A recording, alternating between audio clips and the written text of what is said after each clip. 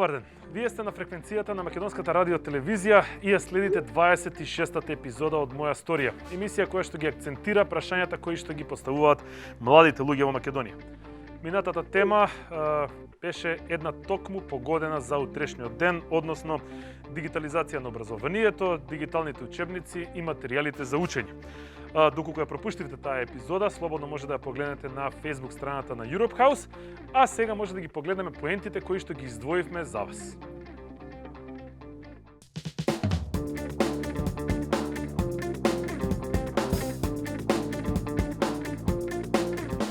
Значи дигитализацијата почнува од четврток. Така.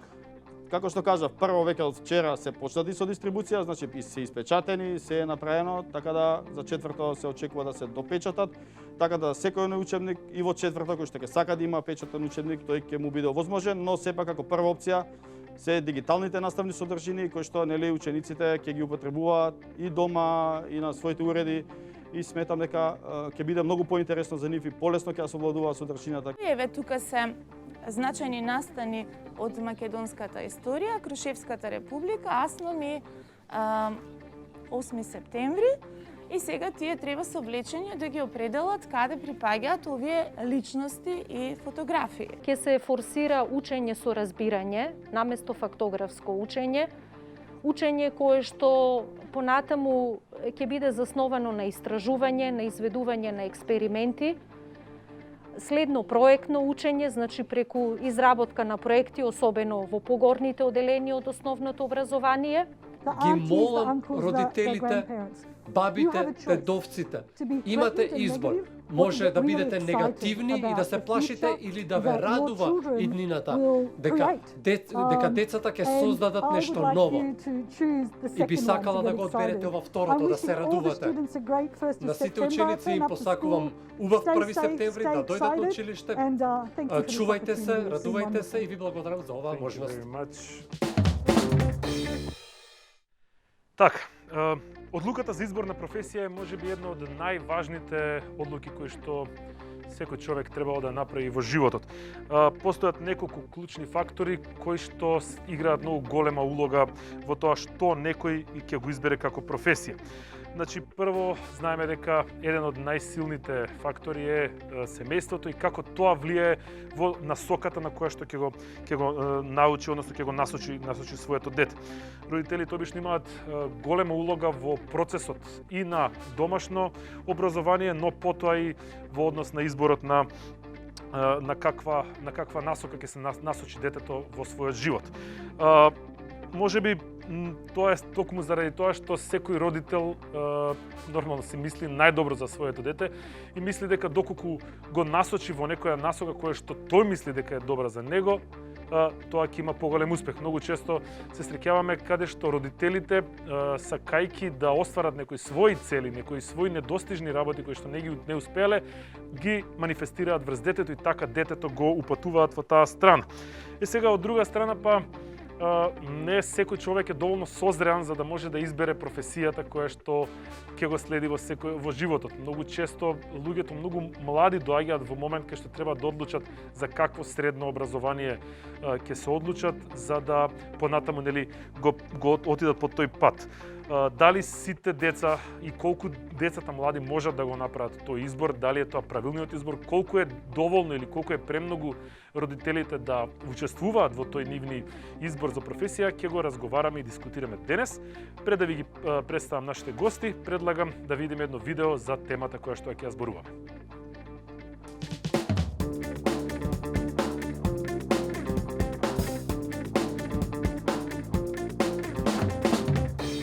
Подготвени да излезете на пазарот на трудот, но недоволно сигурни во која гранка ќе се реализирате, каде може да работите и каде се гледате за неколку години. Правецот на образованието и идната специјалност зависи од личните интереси и квалитети, како и од личните амбиции. Што значи професионалната ориентација за еден млад човек? Професионалната активност зазема значајно место во животот на секоја личност. Од првите чекори на детето, родителите размислуваат за неговата иднина, внимателно ги следат интересите и склоностите на своето дете, обидувајќи се да ја предефинираат неговата професионална судбина. Професионалното самоопределување е поврзано со развојот на личноста. Во периодот на адолесценцијата, младиот човек е во потрага по себе, експериментира и испробува најразлични улоги, одлучува за еднината и се гледа себе си за некое време како професионална личност. Во овој период од животот се донесуваат клучните животни одлуки. Една од нив е изборот на професија. Најпрво избор на средно училиште, потоа избор на студии, па вработување, сегменти кои го трасираат патот кон реализирање на професионалниот идентитет. Клучна улога во изборот на професијата игра познавањето на сопствените интереси и афинитетот кон одредени области на знаење. Најчестата грешка кај младите е потрагата по најперспективната професија, без да ги земат во предвид личните интереси. Тоа понатаму резултира со недостиг на професионална реализација и губење на интерес, помала ефективност и ефикасност. Познавањето на сопствените интереси е клучно за да може да бидеме флексибилни. Така, индивидуата многу лесно може да се пронајде во друга професија. Општеството тоа го бара од нас. Изборот на професија не е лесна задача. Со оглед на времето во кое живееме, дали е посоодветно младиот човек да избере професија која не толку ја сака, а е добро платена, или пак професија која целосно го исполнува и која однапред знае дека не е толку добро платена. Има низа фактори кои влијаат на оваа одлука, како што се социјалната средина, семејството, општествениот фактор, колку самата професија е престижна во општеството, како и економскиот бенефит и побарувањата на пазарот на трудот за таа професија. Професијата е еден вид работа што бара одредена обука, знаење и вештини од личноста. Секој бизнес има своји правила, секоја професија има своји алатки. Кариерата се гради постепено, а ниеден резултат не доаѓа одеднаш. Динамично време. Време на промени и нови можности за професионално остварување на своите потенцијали. За таа цел, особено е важно младиот човек да се насочи правилно кон нивниот професионален избор. Во ова време на брзи општествени промени и потреба од огромна адаптација на условите, често се јавува потребата од менување на професија. Па така, многу луѓе го работат она за што не учеле, но тоа не значи дека нема да бидат успешни во тоа, особено ако новата професија е избрана според сопствените интереси. Луѓето честопати имаат голем број на интереси, па така не е чудно да се пронајдат во професија за која не студирале. Вистински одбрана професија значи задоволна и реализирана личност. Зрелоста што се бара од студентите е да одберат профитабилна професија која ќе биде правилен избор и насока за понатамошен успех. Затоа, одберете професија што сакате да ја работите, за да не работите ниеден ден во животот.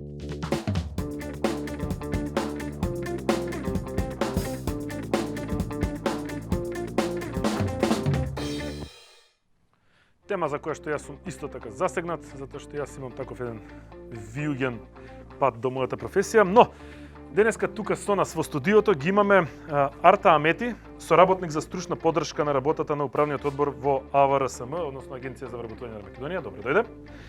Давид Мука, музичар и актер, мој колега. Здраво, здраво. Доктор Милена Богоевска-Доксевска, ортопедски хирург, координатор за трансплантација на клиниката за ортопедски болести. Добар ден. Како сте? Добро, фала. Баш ми мило. Марија Стефанова, психолог, психотерапевт во психолошкото советувалиште Петар Пан. Добар ден. Добар ден. И Маја Илиоска, маркетинг менаџер во SmartTap. Добар ден. Добар ден. Како сте сите? Добри сте? Одлично. Супер. Ја да ви кажам искрено, мислев дека сепак ќе стигне момент кај што без маски ќе се изборуваме, ама ете, уште малце, уште 2-3 години, после ќе помине. Кажете ми вие сите тука, лично, дали сте го направиле правилниот избор на вашата професија, која што имате сега во моментот? Кратко, јасно. Според вас. Да, јас за себе си имам такво чувство. Дека го имам направено правиот избор на професија. Апсолутно исто. И ти? Секако. Јас не би можела да замислам професија што би ја работела. Така што дефинитивно да. Мислам дека изборот на мојата професија е една од најдобрите одлуки што ги имам направено за себе. Направите сите остварени. Да. Не верувам. Добро. Види, јас исто така ќе кажам, иако беше лутање. Кажете ми, сите од прва го избравте тоа што сега во моментов го работите? Освен Давид? Па зашто освен Давид? Па ти како што се гледаш себе си? Апсолутно како музичар, актер, креативна личност, некако тие цел живот ми се испреплетени. Ама имаш лингвизам? Да, меѓутоа тоа ми е да. За тоа го зборам, затоа што ти тргна по друг пат, па сега се Напротив, јас цело време бев на овој пат. Тоа е многу интересно, апропо и темава. Имав привилегија од најмали години да знам точно што сакам да се изреализирам. И ова беше тоа. Изборот за мојата едукација беше една равенка која што морав да ја решам, бидејќи на еден начин, лично за мене зборувам, имав некој дискорд со начинот на пренесување на знаењето и на едукацијата, конкретно за моето поле и како тоа школството во моментот ми функционираше. Ти знам дека отиде на филолошки факултет прво, Точно така? тоа. Не ти текна во тој момент да отидеш на музичка академија на актерство? Завршувајќи средно музичко, како што завршив кај нас овде, јас имав и спремно ментор кој што ме чекаше да продолжам. Јас бев во одсек на соло пеење во средно музичко училиште. Меѓутоа, после тоа, последниот ден, мислам дури дека беше последниот час, станав со бајле и знаев едноставно дека нема да продолжам на музичка академија. И тоа беше одлука која што ја донесов чисто заради тоа што и со истиот аргумент ќе се искористам како на мојата професорка тогаш го кажав, тоа беше дека секогаш во животот ќе има некој технички подобро да пее од мене или да умее да свири или што и да звучува музички. Мене ми беше битно што ќе направам со тоа, во кој правец, како ќе се изразам себе си со знаењето што го имам собрано, нормално продолжувајќи да собирам адекватна едукација што ми треба низ годините на некаков свој алтернативен начин. Добро, сите уживате во тоа што го работите сега, си имате пронајдено, едноставно си терате по тој пат, се осеќате остварени, претпоставам, така? Не би ја менјале професијата во моментот за нешто друго, да речем. Па и повторно да се родиме, веројатно би ги спели сите професии како сме сите. Баш ми се допаѓа. Ми се допаѓа. Би почнал со Марија. Кажете ми вие како психолог од таа перспектива, колку е важна одлуката за избор на професија кај младите луѓе? Исклучително е важна, заради тоа што професионалниот век е прилично долг. Ако избереме професија со која што сме задоволни, имаме некаква гаранција дека ќе бидеме среќни со тоа што го правиме, заради тоа што јас секогаш велам, она што ќе го избереме и она што ќе го правиме и она во што ќе бидеме успешни, го мериме само според степенот на задоволство. Критериум за успешност според мене е степенот на задоволство со кој што ги правиме работите. А што се случува повели? Така што исклучително важна одлука е изборот на професија. А што се случува кога ќе утне некој професија? Мислам, како влијае таа, условно кажано, грешна одлука врз личноста во тој момент? Знаете како? Не е страшно ни да се сгреши, не е страшно ни да се предомисли. Јас многу често во мојата психотераписка работа, дека работам со клиенти, вклучувам и професионална ориентација. Точно во моментот кога другиот ќе го осознае она ослободување, ќе го осознае сопствениот избор или ќе си ја даде можноста за избор. Така што во тој момент сосема е во ред да ја смени професијата. А што им советувате на луѓето кои што едноставно не се задоволни во својата професија, да речеме, а немаат сила да ја сменат? Некогаш луѓето прават компромис. Прават компромис со себе, односно со своите интереси и афинитети, во однос на можеби поголема заработка или подобар живот. На таквите кои што прават компромис, секогаш советувам барем да имаат хоби кое што е поврзано со своите интереси. Па тука да го најдат балансот. Нели, она што морам да го правам за да живеам и се издржувам и она што сакам да го правам. Така. За да може да се прави тоа што, нели, мора да се прави. Едното да го поддржува другото, условно кажа. Енергијата да ја црпат од онаму кај што е љубовта, односно кај што се афинитетите. Милена, медицината е, нели, хумана, благородна наука. но од друга страна тоа и голема одговорност. Психолошки, психички може да е тоа огромен терет врз човекот кој што е доктор, врз човекот кој што одговара условно кажано за другите луѓе. Кој влијаеше на тоа вие да станете доктор? Па, имајќи во предвид дека целата моја фамилија се доктори, веројатно од секогаш знаев дека ќе бидам доктор. Со тоа што обично децата кои што имаат двајца родители во иста бранша не се ни многу запознаени со тоа како изгледа да се работи нешто друго во животот.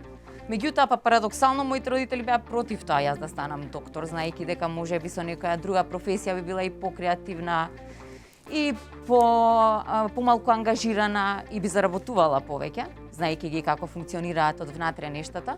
Меѓутоа, јас си останав на тоа да завршам медицина, иако имав понекогаш и афинитети за други нешто, типот на, не знам, архитектура, да станам моден креатор. Меѓутоа, секогаш желбата и јадрото, идејата ми беше дека ќе бидам доктор. А зошто вашите родители не сакале да одите на... Сега ќе ви кажам зошто. Значи, медицината е тешка и напорна. Значи, прво треба да си со сите петки, како ставаме нели белиот мантил и треба да знаеме дека одиме на еден долг, тежок пат кој што трае долго. Значи, прво треба да си со сите петки во средно за да успееш да се запишеш на медицина. Голема е конкуренцијата, малку се отворени места. Потоа се почнува факултет кој што трае 6 години, со многу мала можност за заработка од страна, заради тоа што се прилично тешки предметите кои што ги учиме бараат долго време. Особено ако си од друг град, тоа значи плаќање на кири во сите тие години, плаќање на животна страна од страна на родителите. Понатаму, кога ќе завршиш факултет, пак си на нула. Имаш две опции. Да, може да станеш општ доктор, затоа треба да полагаш државен испит, да отвориш твоја приватна пракса, или да одбереш некоја блиска бранша, типот на јавно здравје, фармацевска индустрија, или да се подложиш на нови 4 до 6 години специјализација, па да бидеш тогаш на нула. Така да, тоа е еден долг процес на едукација, 10 години за да станеш доктор специјалист. Во меѓувреме се случуваат, човекот е во на биолошки најпотенцијална ера на својот живот, треба да се раѓаат деца, да се гради фамилија, а се до тоа паралелно со едукацијата. Така да, тоа е тешкиот и долг пат кој што моите родители веројатно сакаат да го избегнат. Ама сега, која е најголемата сатисфакција во овој случај сега? Од друга страна, сатисфакцијата е огромна, затоа што медицината е една од најблагородните професии. Доволно е една насмевка. Ние на секојдневно ниво добиваме по неколку аплаузи, како што вие на сцената ги добивате, веројатно после секоја представа. Нема поголемо, подобро чувство од тоа да му помогнеш на некого во мака. Да, ама вие добивате аплаузи, ама добивате и виски, добивате и други покрај другото, бајадери, нас кој ќе ни донесе. Ние добиваме и писма исто како вас од нашите пациенти кои што многу значат. После еден добар монолог да се качи некој на сцената да ми даде бајадера, да речем благодарам, да се излези да си продолжиме со представата. Од следната сезона ќе го направиме тоа. Така чекам тоа. Така, ме интересира сега Арта. Кажете ми, каква е состојбата во моментот во Агенција за вработување во однос на број на невработени млади, односно лица кои што бараат работа, кои што им треба некаква помош? Според податоците, последните податоци, заклучно со 7.31.2021, речиси 22% од невработените лица кои што се на нашата евиденција се на возраст до 29 години, односно млади лица. Што се однесува од образовниот профил, најбројни се невработени лица од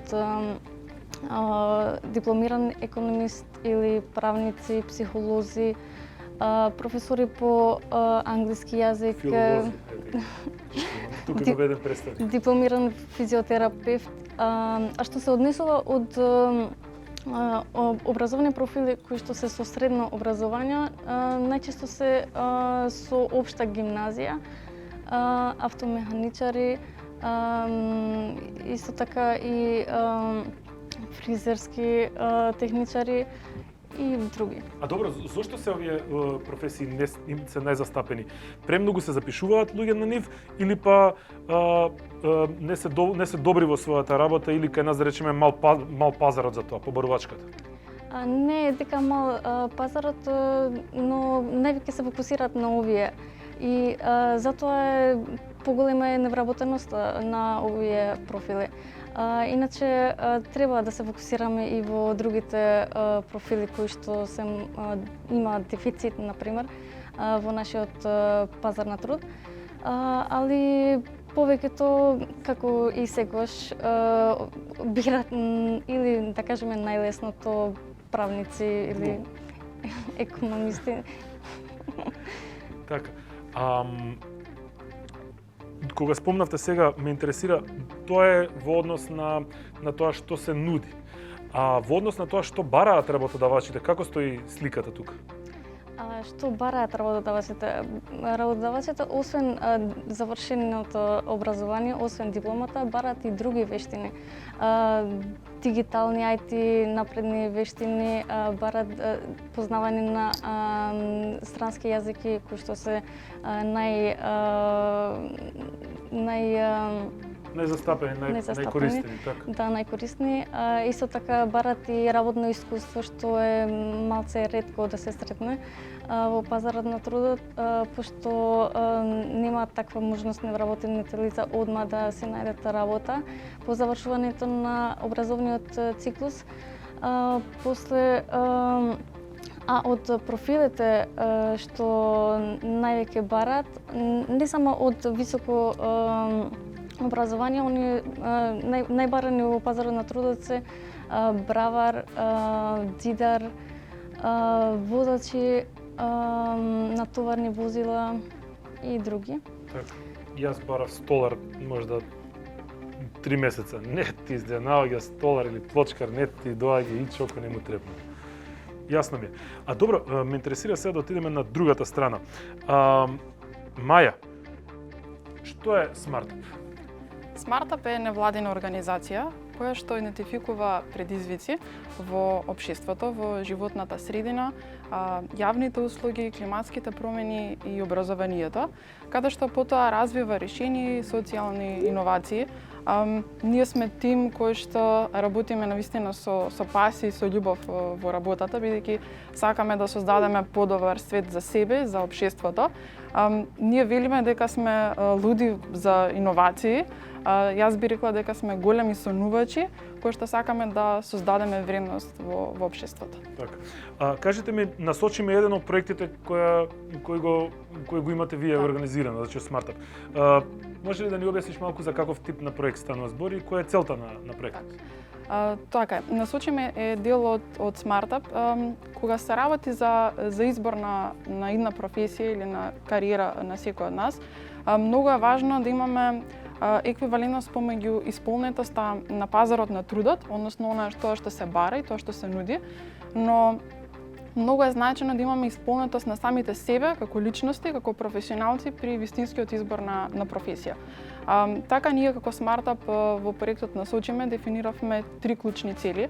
Првенствено да ја подигнеме свеста за потребата за кариерното насочување кај младите, потоа да ја зголемиме задоволството, да го зголемиме задоволството така и пазарот на трудот, односно да дадеме такви кадри какви што пазарот на трудот бара и да го зголемиме задоволството кај младите луѓе да бидат среќни со изборот на својата професија. Па така на еден лесен и достапен начин за младите ја креиравме дигиталната алатка, односно платформа Насочиме, каде што младите лица можат да го побараат своето кариерно насочување и да си помогнат себе си при изборот на својата професија.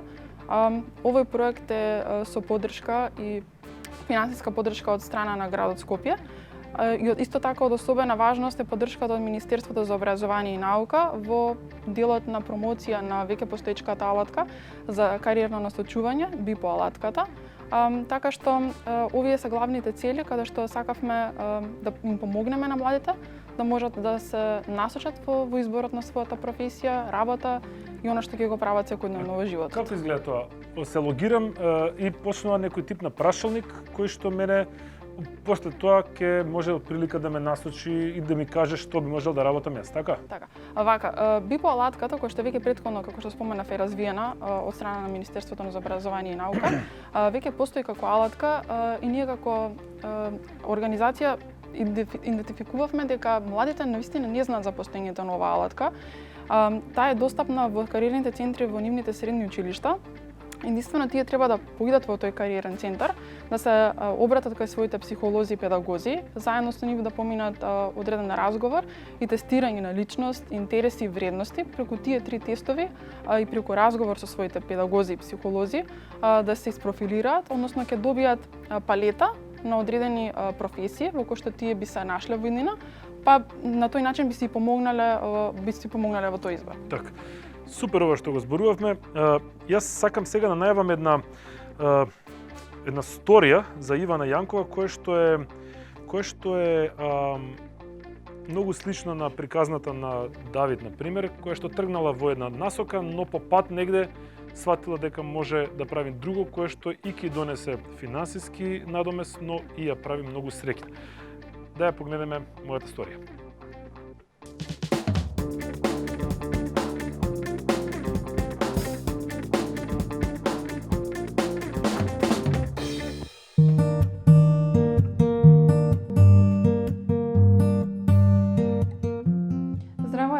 Ивана Јанкова. Имам завршено факултет за физичко образование, спорт и здравје, бидејќи од рани години се занимавам со одбојка и тоа ми се корените и почетоците.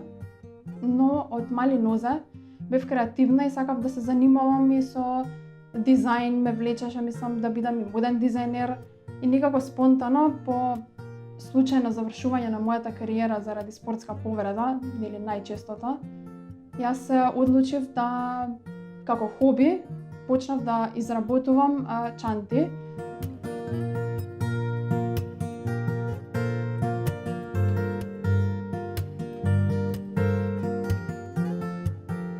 Сосема спонтано ми се допадна една крзнана плик чанта во една продавница, но не ми се допаѓа боите и сакав да направам нешто по мој мерак. И така се решив да купам материјал и заедно со помош на мојата мајка да создадам една чанта. И сето тоа испадна премногу добро, многу им се допадна на сите околу мене и тука настана приказната за Јанг. Во тој период се насочив кон смислување на име на брендот, како секи изгледа, си го имав смислено во главата, се дојде сосема спонтано и брзо затоа што имав огромна желба. На почеток ми беше тешко додека се научам сама да шијам, но не се откажував и постојано, значи се трудев да научам сама по многу часови пред машина, многу сгрешени, значи чанти, многу работа за да стигнам до ова што е денес Јанг.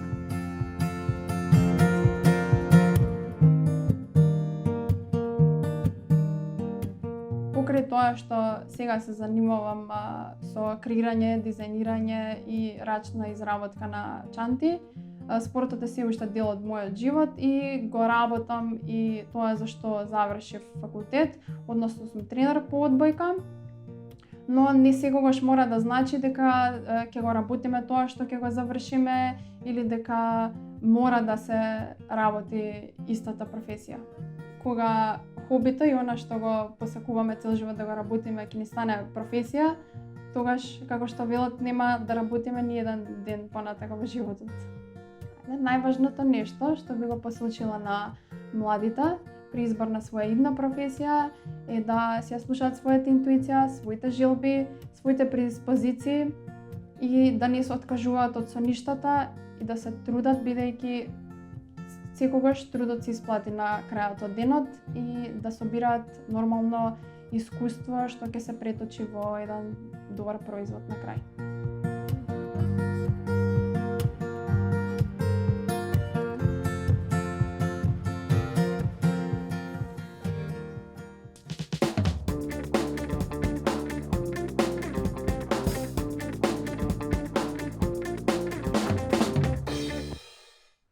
Ивана од Јанг малтене ја опиша твојата ситуација, ако не се лажам. Ти си, како што кажа, претходно студент беше на филолошки, го заврши, така? Стигнав до предзавршување, не го завршив без никогаш. леле, значи на уметноста ме зема, ме извлече од тоа. Ај малце ме интересира, пошто не знаев дека претходно имаш музичко училиште. Ај малку порано почни, имаше како мал афинитети да одиш конкретно кон уметност, кон музика, кон театар, кон телевизија? Па, како мал бев, пред се морам да напомнам дека... Многу мал. Зборувам како мал бев многу мал. Извини ако малку вонредно делувам денеска обкружен со волку прекрасни 4 дами, јас стварно се осеќам некоја комбинација од Да видиш мене како ми е заљубено. секогаш. Меѓутоа, да, успешни изреализирани дами околу мене, јас сум некако стаен тука во шпиц. Меѓутоа, вака, не растев многу до некоја средношколска возраст, не ни бев многу во Македонија, таква ми е животната сторија. Меѓутоа, кога дојдов овде, упишав интернационално средно училиште и потоа негде трета година се префрлив во музичко, постигнував 2 години во една земав за да завршам со моите генерации и да завршам средно училиште. Моментот кога се префрлив во музичко, сватив дека тоа што ми е пасија треба да го изучувам и во нистекот на моето школство.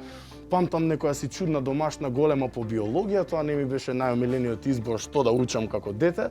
И свирев на гитара и ми влезе мајка ми рече, знаеш, научи биологија и после тоа колку сакаш свири. И тука ми светна, викам, чекај, можам да ги спојам овие две работи. Ајде да го правам тоа што сакам. Е многу интересно што после тоа малку ми дојде и контрадикторно начинот на кој што системот те тера да изучуваш овде и да се стекнуваш со знаење на било која област, мислам дека не секогаш е начинот кој што најоптимално ќе ти помогне да ги реализираш своите соништа во овој модерен свет и особено во креативните индустрии, да. Значи, едноставно јас секогаш знаев дека сакам да се бавам со музика, меѓутоа тоа не беа форматите на џез музика, на класична музика, оние кои што се веќе добро воспоставени на наш терен. За забавната музика имаме правци кај нас, меѓутоа знаев дека приодот кој што јас сакам да го имплементирам врз мојата кариера едноставно не коегзистираат тие толку. Значи не се најде нигде ова што веќе постои како Точно формат, така. него мораше да експериментираш. Точно така, морав да си го најдам својот пат и да ги купувам своите едукациони часови, дали е тоа од животни искуства или е тоа да речеме од интернет или од алтернативни некои курсеви, така натаму тоа знаење што ми требаше. Бевме и таква појава во средно училиште кога го навратам филмот, ние бегавме од одредени настави за да свириме тоа што го сакавме по гаражи и така натаму. А добро, сега ме интересира, значи ти си отишол на основно, односно средно музичко. Точно. И знаеш дека сакаш да го работиш веќе тоа. Точно. И сепак се запишуваш на филолошки. Се запишуваш заради тоа што, еве, например, ми беше и друга опција. Знаеш како, едноставно, некогаш едукацијата ненамерно ти прави во класична форма, таква барем јас осетив за мене дека ќе ми направи рестрикции во тоа како јас се изразувам и како ја третирам музиката, бидејќи од секојаш толку ми беше своја и важна, дури можам да кажам дека на духовен план ме зазира, не само на материјален и на интелектуален и на секако. Така да многу бев од секојаш опрезен. Зошто филологија? Зошто не е електро? Затоа што од секојаш не викам дека не уживав темата на филологија. Најлесно ти беше, кажи. Не, англиска книжевност запишав. Кажа Арта преска џабе, ти се вадиш. Арта каже, тие се најлесни, ич. Океј, не, од секојаш ме интересираше книжевноста, а на англиски сум читал секојаш тоа што сум го читал. Шекспир многу да се видоизмени или Вилијам Блейк не може. Така да тие се некои работи кои што само ми помогнаа да се втурнам и во тој академски свет, меѓутоа никогаш не коегзистира, а пак ќе повторам со тоа што јас конкретно сакав да го направам од себе, како сакав да се изреализирам, како да ги третирам моите кариери. Сега ми е веќе јасно. Јасно ми е. Така некако. Тоа си го нашол најсродно во однос на тоа претходно што си го правил. Не можеше да ми одмогне. Так. Тоа беше најбезопасно беше. Да, најбезопасно беше. Марија, кога е најдобро и на која возраст да се донесе одлука за избор на професија? Добро е да се направи професионална ориентација, односно едно такво советување и кога ќе се запишуваат учениците во средно училиште. Но се разбира дека на таа возраст не се доволно свесни за собствените желби и интереси, или ретко кои. Околу 25 години тогаш се освестуваме одлично ние. Најчесто, да. Но на крај на средно училиште веќе препорачливо. Јас секогаш велам, сите оние кои што завршуваат средно училиште и се пред некаков избор, добро е да направат професионална ориентација. Заради тоа што дури и оние кои што се сигурни во сопствениот избор, добиваат потврда на тоа и влегуваат во изучување на таа професија со сосема поинаква сигурност. Јас се сложувам со вас, знам дека јас кога се запишував во средно, јас отидов техничко средно, значи се насочив веќе автоматски. За среќа во добра насока отидов. Но знам дека многу луѓе, колеги, пријатели, другари отидоа гимназија затоа што едноставно им беше премногу ова. Во Германија ги насочуваат децата после 4-то деление. Случајно го дознав тоа минатата епизода. Зошто е тоа така? Има некој од вас увид? Таму се толку хајлендери сите вундеркиндови или Има оправданост тоа или ја гледам оправданоста во фактот дека тие интереси ние си ги носиме и си ги покажуваме и во детството. Не сме свесни за да направиме добар избор уште мали.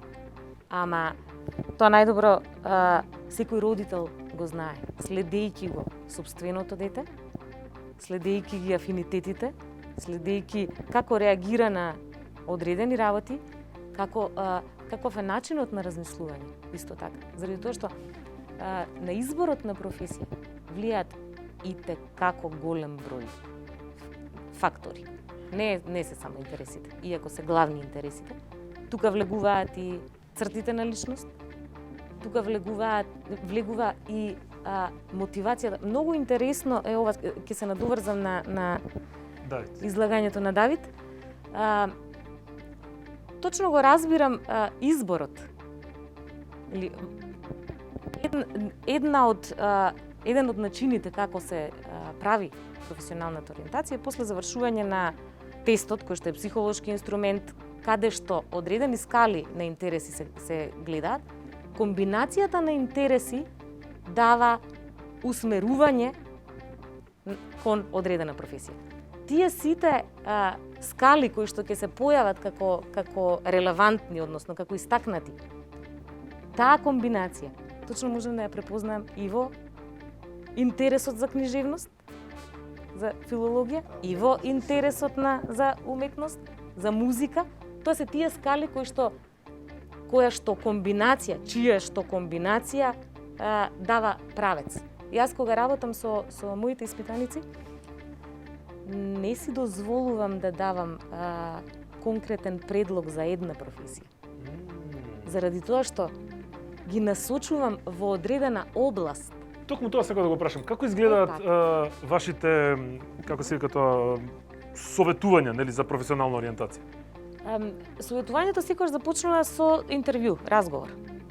Каде што јас ги воочувам интересите, хобијата, каде е љубовта, желбата и така натаму. После тоа. Можам сега да го поставам или да прекинам во поентата? Ќе се надоврзам, знам до кај се. Благодарам. Од секогаш ми било фасцинатно. Дали конкретно со вашите испитаници, така тоа е терминот. Со вашите испитаници, дали на пример би било од мое лично искуство, секогаш сум гледал како се воспитувани особено на овој регион луѓе и тоа било најчесто одбери си 5, 6, 10 точки во кои што мислиш дека ќе бидеш успешен и гони ги и потоа која од тоа ќе ти се покаже над површината, тоа следи го. Меѓутоа за себе лично од секогаш тоа што ми функционирало било една точка на фокус, план А, и секоја друга била дистракција само од план А. Сега сум видел како да го придам планот А, односно некаков концепт за тоа што мене ми значи успех, како би го пришол од 50 различни можеби правци, меѓутоа фокусот бил цело време на една единствена точка. Дали ова мислите дека можеби е адекватно да се каже на секаков карактер на човек или можеби селективно, многу опрезно треба со кој каков совет или каква сугестија да им се даде? Еве конкретно од примерите што ги имате вие со кои што работите. Не сум сигурна дека го разбрав прашањето, ама она што го разбрав, ќе го кажам. На пример, јас кога правев избор на професија, јас велев или ќе се запишам на психологија, или му викав на татко ми, ќе отидеме во некое село и ќе купиме разбој. Они ми велеа, избери план Б. Дали можеби нема да се запишеш, тогаш имаше прилично мал број на студенти кои што ги примаат. Јас реков, нема да се запишам на ниеден друг, ако не запишам психологија, ќе ткам на разбој. Е сега, ако размислувам што тоа значи или како би ги поврзала, има поврзаност. Заради тоа што психологијата или ова што јас го работам е исклучително креативно. Креативноста ја има во ткаењето, креативноста ја има во мојата професија, заради тоа што јас немам ни еден работен час исти. За да можам јас успешно да ја работам мојата работа, морам да сум креативна. Да, ова ми одговори на прашањето. Во некој Само начин. интересира затоа што се фативме како ги насочуваме, како условно ги насочуваме нели младите луѓе. Само интересира Маја, пред да ја направите да лансирате Насочиме, правевте истражување. Така. Што дознавте, што осознавте со истражувањето? Така. Самото истражување нас ни даде повеќе информации при зачетокот на Насочиме како платформа, но и начинот на како да допреме до младите. Првенствено како да допреме до младите, тука ќе почнам со одговорот на прашањето. Ние дознавме дека младите можеме да ги допреме преку тие тестови, бидејќи самите испитаници ни покажа дека сакаат средношколците да бидат во допир со такви тестови каде што можат да дознаат кои се видовите на професии во кои што понатаму би можеле да се најдат. Интересно беше тоа што се изјаснија дека сакаат да гледаат видео содржини со совети од професионалци во различни области.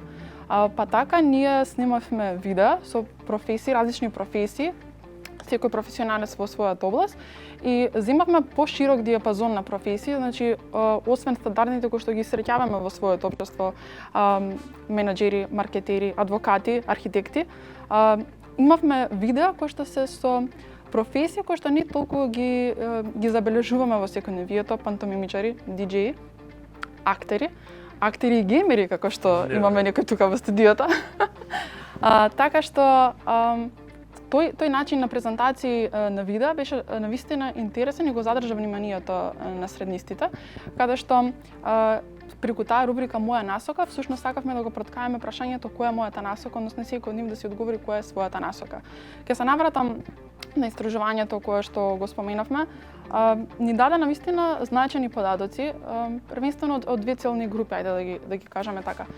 Првата група од 60% од испитаниците беа луѓе кои што се со високо образование и се веќе вработени, но 90% од нив нема никакво направено тестирање, односно никакво кариерно насочување при изборот на својата професија. За разлика од нив, 70% од средношколците кои што ги испитувавме, 85% од таа бројка не ни знае дека постојат одредени тестови и кариерно насочување во своите училишта. Она што е најзначајно или за нас беше најзапрепастувачки, најтажно, тоа што половина од нашите испитаници не беа задоволни со изборот на својата професија. Да не си задоволен со избор на својата професија, значи да не си задоволен од своето секојдневие, од начинот на кој што функционираш и работиш, така да побудени од тој порив, побудени од личниот порив кој што го имаме ние како тим, некако се склопија коцките и ја оформивме Насочиме како платформа за кариерно насочување. Ние излеговме на терен и ги прашавме средношколците за избор на професија по студирањето, да ги видиме што ја одговорија на нашата соработничка Сара.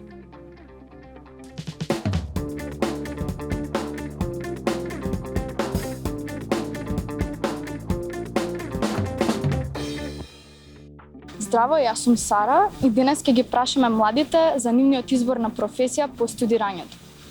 Ајде да видиме како ќе одговорат. Како еден студент за која професија се одлучи? Како еден студент се одлучив за професијата графички дизајнер, затоа што тоа ме мотивира и тоа ме прави да се чувствувам добро додека го работам. Јас се одлучив за биохемија. Јас уште сум во средно, но надежно, бидејќи сум медицинска во Панче запишана, би требало да продолжам медицина. Завен техничар, протетичар. Јас сум запишана на факултетот за музичка уметност и сум определена за соло пеење. Моментално разгледувам неколку факултети, најприлични ми се медицината и економски, може и машински. Меѓу тие три факултета уште размислувам. Дали самостојно го избра факултетот? Да. Факултетот го избрав самостојно по моја желба и мислам дека ќе оди секако што треба. Да, самостојно. Моите секако ме поддржуваат за тоа и јас самостојно избирам каде ќе одам и што ќе правам. Како ја замислуваш твојата иднина со избор на професија?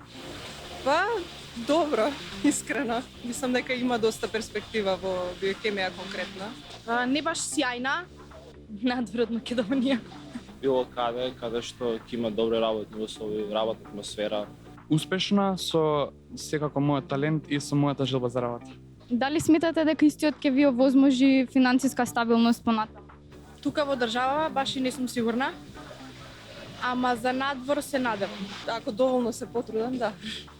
Би требало се зависи од тоа колку сум посветен на таа работа и колку вложувам во тоа. На почеток, како и сите секако луѓе што почнуваат, секако дека не одма почнуваат со добри финансии, така и јас, но мислам дека како што е добро барана таа работа, ќе ми овозможи добри финансии. Меѓу желбите и финансиите, за што би се одлучила? Помалку од двете. За финансиите, најверојатно, искрено. Иако желба ми беше и тоа да го студирам нешто биолошко вака. Дефинитивно за желбите. Сакам да кажам желбите, ама сепак финансиите. Ете го, сакам да кажам желбите, ама сепак финансиите. Марија, ми должите едно прашање вие мене. Ме интересира како изгледаат советувањата. Да не ескивираме тука, ајде. Започнуваме со интервју, односно разговор околу тоа кои се афинитетите и што е тоа што сака испитаникот да го прави во слободно време. За учениците кој е најпосакуваниот предмет, односно кој предмет со најголема леснотија го изучува. Многу често младите прават грешка кога велат ќе запишам нешто што нели сакам да го правам затоа што не знам да го правам. Тоа е грешка заради тоа што она што лесно го правиме и она што ни оди и не замара. Тука е потенцијалот. Тука е интересот. Тука е нели задоволството најголемо. После тоа интервју следи тестирање за професионална ориентација. Тоа е еден тест кој што содржи дел кој што е задолжен за детектирање на интересите и дел за цртите на личност. И интерпретацијата тука е нели главната придобивка од советувањето, интерпретацијата на резултатите, односно заеднички доаѓање до некаква насока. Повторно ќе кажам, избегнувам да биде тоа една професија, него да биде областа, која што нели ќе ја посочам па заеднички со испитаникот ќе дојдеме до нели најпосакуваната, односно онаа професија која што највеќе му лежи. Исто кога зборуваме за делот на карактеристиките на личноста, тие се многу важни заради тоа што една иста професија се работи на различни начини. Јас како психолог дали ќе го работам, дали ќе работам психотерапија и ќе работам нели индивидуално со клиенти, или ќе работам во училиште, или ќе работам во организација, тоа се различни аспекти на делување и исто така подразбираат различни лични компетенции.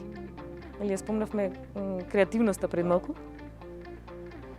како една од многу битните компоненти за начинот на работа. Не за професијата, не само за професијата, него начинот на работа на кој што ја си работам. Така што тие сите лични особености би било супер кога ќе се земат во предвид, кога се дава насока, односно кога се дава ориентација. Во принцип, нијанси се некогаш, нели, една е насоката и после тоа секоја од тие се нијанси во која што човекот ќе се најде повеќе. Така е, затоа велам областа, па заеднички сите професии кои што влегуваат во таа област, односно во таа комбинација на скали на интереси. Така. Од анкетата видовме дека младите сакаат најразлични професии после нивното школување, со да кажам. Арта, какви активности презема Агенцијата за вработување во Македонија за да ги вклучи нели младите на пазарот на труд? Агенцијата за вработување обезбедува бројни активности кои што се дел од годишниот оперативен план за вработување, за поттикнување или зголемување на вработеноста кај младите, особено млади лица на возраст до 29 години, и за намалување на невработеноста. Има бројни активности кои што се однесуваат од обуки, па исто така и активни мерки за вработување. После мерката гаранција за млади, која што исто така е намената за млади лица, од која што младите лица во време траење под 4 месеци водење во нашата евиденција имат 3 можности, значи да продолжат со образование, да се вклучат во пазарот на трудот на соодветната работна понуда или па да се вклучат на некоја од нашите активни мерки.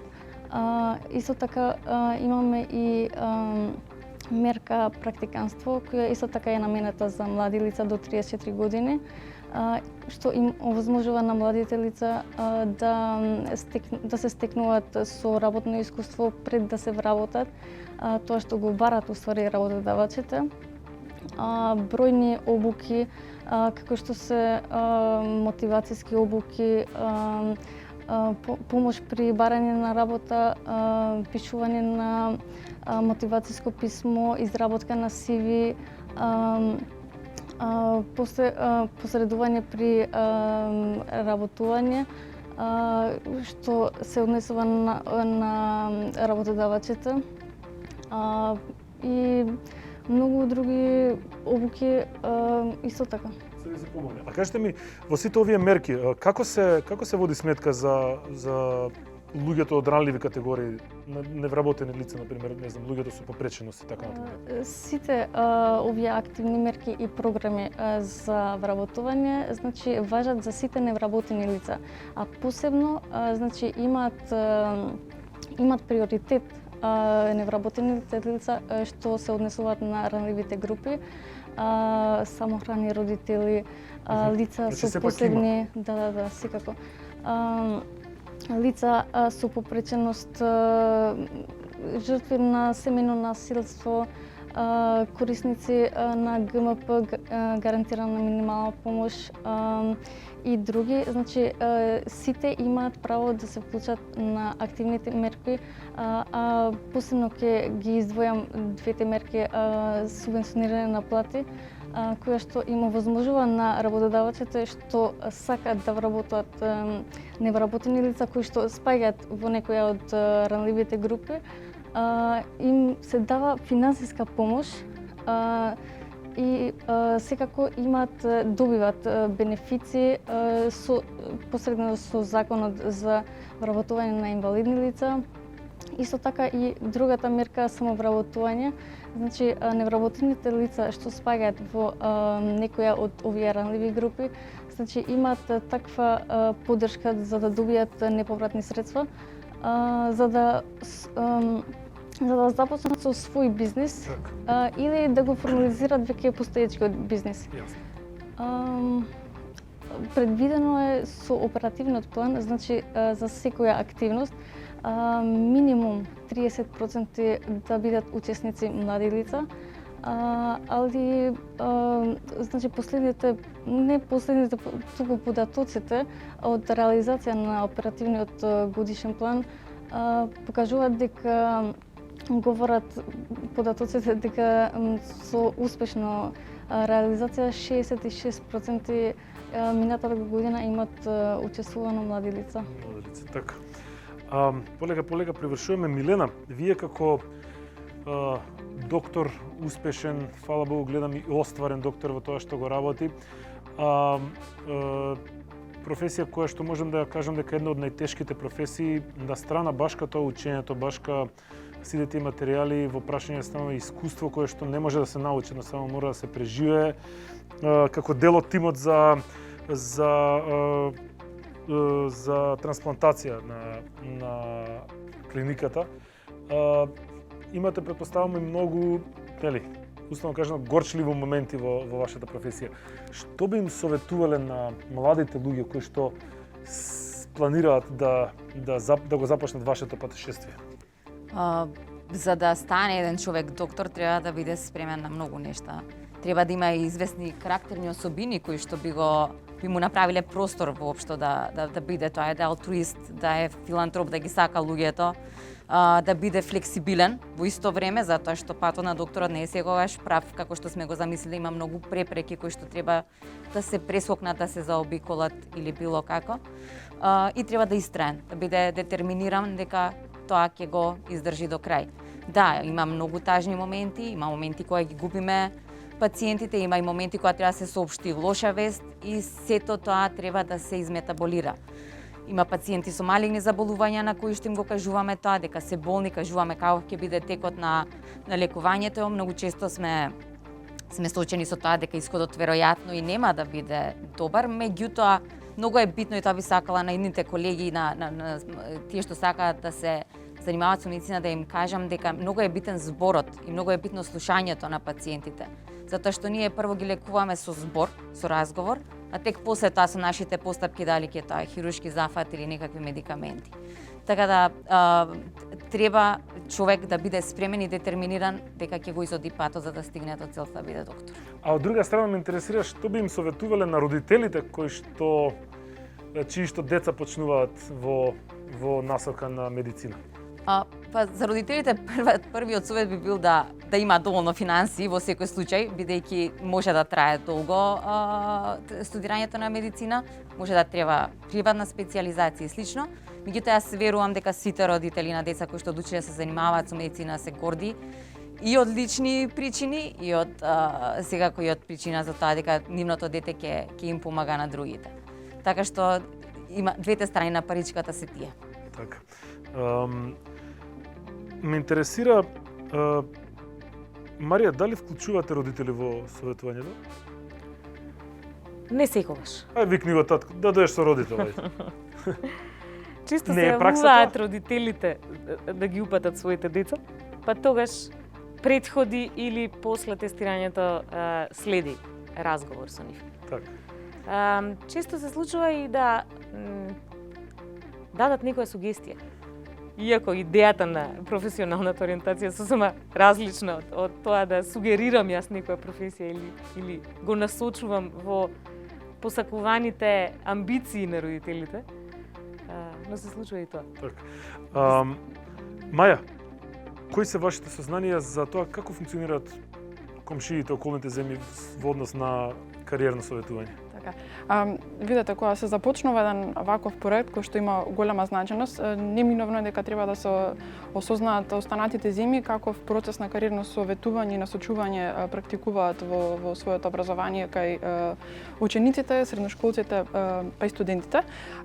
Иако морам да споменам, имавме ограничени ресурси кои што можевме да ги насочиме за да следиме конкретна земја во која што да кажам е поголем експерт во оваа област, но ги гледавме добрите практики во земјите во кариерните центри и гледавме тие да ги земеме и да ги поистоветиме во она кое што нас ни е потребно, да ги претвориме слабостите во предности и така да го создадеме оној пакет кој што е потребен за среднистите.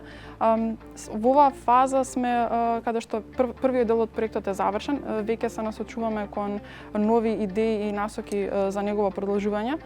Па се надевам дека со институциите ќе најдат на интерес во однос на овој проект, бидејќи заеднички можеме да добиеме онаа голема слика и правилно да ги насочиме учениците каде треба да си ја продолжат својата професија. Така. Давид, ме интересира сега малку полуприватно прашање. Што мислиш како актер, еве, ќе те земам некако музичар, како актер. Гледаш ли за оваа професија простор кај нас доволно? Па знаеш како Горас, тоа буквално ми е актуелна тема, го зборував буквално некни. Мислам дека постои едно колективно знаење на луѓето и една колективна свест на луѓето каде што си зависиме едни од други. Ова впрочем може ќе биде спомнато во еден проект може би ќе се случи, се вика Атриум. Меѓутоа, да скратам, сметам дека нашите професии, мојата, твојата, креативните професии заедно со науките може би ги извршуваат луѓе кои што живеат на работ на она што е познато она што е колективно знаење стекнато. Воедно мислам дека во средината на тој систем живеат, да речеме, банкари, да речеме правни лица, да речеме менаџмент, луѓе кои што се во проблем solving mode, додека ние, да речеме, истражуваме нови непознати, можеби краишто, тоа како да се направи нова песна, нов филм, ново што го ти да, нов подвиг во науката и така натаму. Мислам дека многу живееме тесно поврзани едни со други и што побрзо го сватиме тоа, мислам дека многу побрзо се просперира во секоја професија. Така да, бидејќи некако имам среќа да ги воспоставам тие конекции со луѓе кои што ми го олеснуваат практично животот, бидејќи како креативец често не знам ни денот да си го организирам, а не пали да организирам некоја турнеја или да организирам нешто што е со повеќе стапки. Мислам дека се додека го разбереме ова суштински, дека има такви два поларитета помеѓу луѓето, можеби и вие ќе се сложите со мене на темава, така да мислам дека тука е клучот некако на успехот, да се држиме едни со други. И буквално мислам дека повеќе е тоа важно што можеме секојдневно да го осетиме, да го сватиме. За крај, сте работеле некогаш нешто кое што не ви правило кеф, но сте го сработиле за финансиски надомест? Нешто друго освен мојата професија. Не зборам за професија. Нешто да сте сработиле. Тезга, било што кое што не ви било кеф, ама едноставно добро се плаќало и сте го сработиле. Ако може да се каже, преку програмата Work and Travel, преку факултет, сум работела нешто скроз друго и за добро заработувачи. Таве ти претпоставам дека сигурно, мислам што да зборим. Ми се сеќавам на 3 дена, ова не сум го спомнал, можеби 5 години, се сеќавам на 3 дена каде што работев како помошник на автомеханичар. Бев најлошиот помошник на автомеханичар во историјата на, ако има историја на помошници на автомеханичари. Ништо не знам освен ламела и ауспух, тоа е тоа. Милена? Да, сум преведувала литература, не баш медицинска литература, не баш на голема волја за област од медицината што не ме интересираше многу. Вие? Јас сум работела многу различни работи, многу различни дејности кои што се сепак поврзани со психологијата. На почетокот на мојата кариера мислев дека тоа ми е некако задача. Да чепнам од се по нешто, па да видам каде се осеќам ја најзадоволна. Не баш бев задоволна у све. Така што со време селектирам. Да, мојот одговор ќе биде нешто сличен.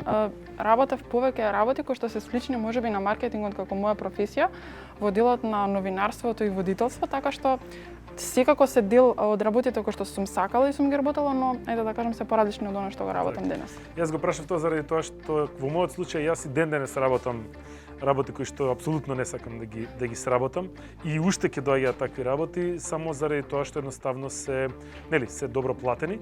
И мислам дека тоа не е толку лоша работа, во мојот случај барем за мене зборам за тоа што едноставно освен што експериментирам и што истражувам и се надоградувам во насоки кои што не секогаш ми се најмили, тие работи ми дозволуваат да можам, другава страна, да речеме професијата или моето хоби кое што го имам или повеќе хобија, да можам да си ги истерам со максималното уживање и искуство. Така што, како што кажав, професијата е едно, но во животот ќе работиме уште многу пати работи кои што едноставно можеби не сме сакале во моментот да ги сработиме, но треба да бидеме вредни. Тоа е едно од советот кој што им го давам јас на сите млади луѓе кои ќе ме потпрашаат.